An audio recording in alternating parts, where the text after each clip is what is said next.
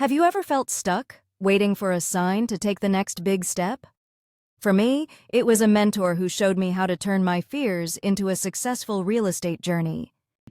Now, when it comes to entrepreneurship, which is, you are a broker, when you were thinking about, okay, well, you've seen all those properties at the courthouse, as you're working on these cases, this is a great opportunity. But being an entrepreneur is always a daunting task.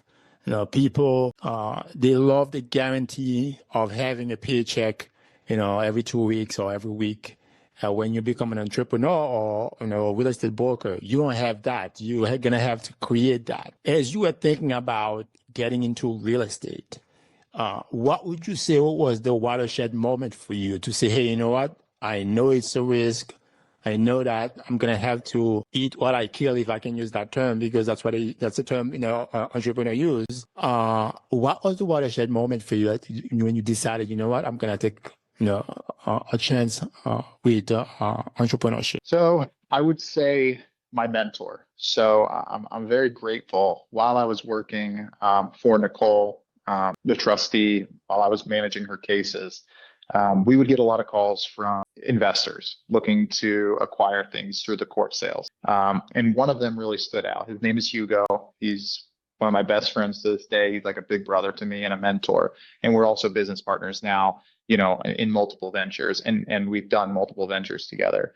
But I think it was him. So, I'm a young kid right out of college. I'm pretty much pushing paper, doing, drafting motions and things like that for the attorneys and the trustee to review. Right.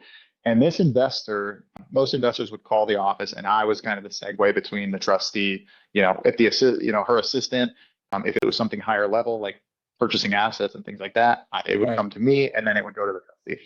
Well, he was the only investor. I would get dozens and dozens of calls from investors, and he said, you know what, I'd like to come in and take you out to lunch, or take you out to lunch, come in and meet you. So he came in, I'm this like fresh out of college, not knowing anything. And he was just really, first off, he was just really good energy, and he was very humble. And he kind of told me about him. He was, an immigrant from Cuba, first generation here, and he went to school first, one of the first in his family. I think him and his brothers and sisters all went to school, but went and got his law degree, started practicing law, and he started investing in real estate in his probably mid 40s, I believe. Right. And Hugo, if you watch this, forgive me if I'm misspeaking on this, but long story short, he was the one that kind of said, hey, Mike, take the jump. Like I did it, and here's where I'm at. And he's an extremely successful real estate investor and attorney as well, and just a good person. So I think that was probably the catalyst to where I had somebody come in and kind of took me under their wing a little bit, and right. said, hey, if I can do this, and you can do this. And he sent me some books to read. Probably the most pivotal book was The Rich Dad, Poor Dad, Retire Young, Retire Rich. Right. That's a great book. I read that, the early 2000s.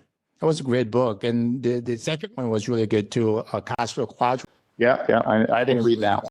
I've read the Retire Young, Retire Rich probably 4 times. And I always, Robert Kiyosaki. That was the fourth one. I haven't read that one.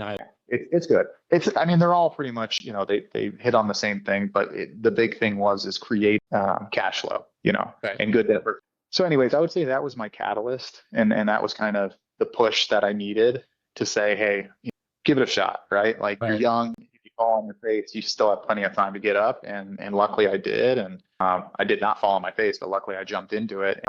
So far it's been a fun ride. You know what they say, a lot of times when the student is ready, the teachers appear. So that's somewhat, what happened here. You were ready, your mind was open, and he just stepped up and led you exactly where you wanted to. Yeah, absolutely. Let's dig a little bit into the nuts and bolts of these things. We keep hearing about real estate. People keep hearing about real estate. How do we even make money in this thing? If somebody want to make money in real estate, where do they even get started? Sure.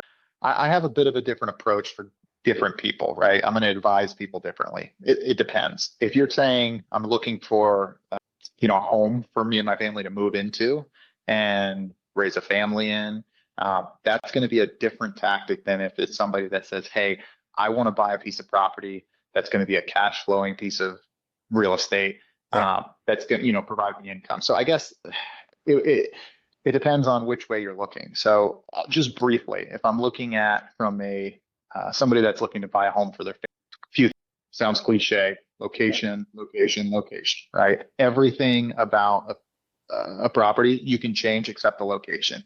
You can knock the house down, you can rebuild, you can add a pool, you can add a second story, you can do all of these things within reason, and of course, but the location is the biggest thing. Number two is not to, again, this is talking on the retail, not to buy, and it sounds silly, but not to buy the most expensive house or the prettiest house in the neighborhood. Now, so you want to create value, right? So let's say you find a neighborhood that is a great neighborhood, great location, but you buy the absolute most expensive house in that neighborhood, right? That's going to be the ceiling for comparable properties. So my thing is you always want to buy in the lower half of the neighborhood, assuming, again, money's not an object. If money's not an object and you don't care, you just want to be in this neighborhood, we're going to be having a different conversation. I'm talking about the average person that saved up their down payment, is looking to buy their first home. This is who I'm speaking.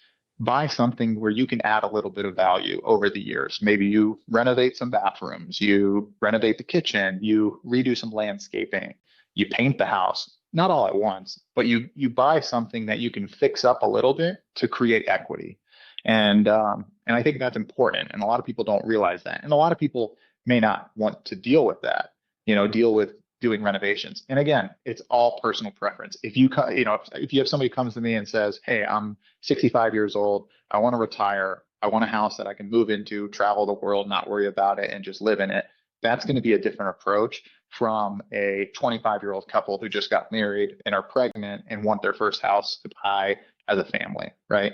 So that's one side of it. And then I can jump into the investment side of it, but that gets a little bit smart. Basically, for somebody that's looking to just buy a home, the first home, like a young couple or a single person just looking to buy a house.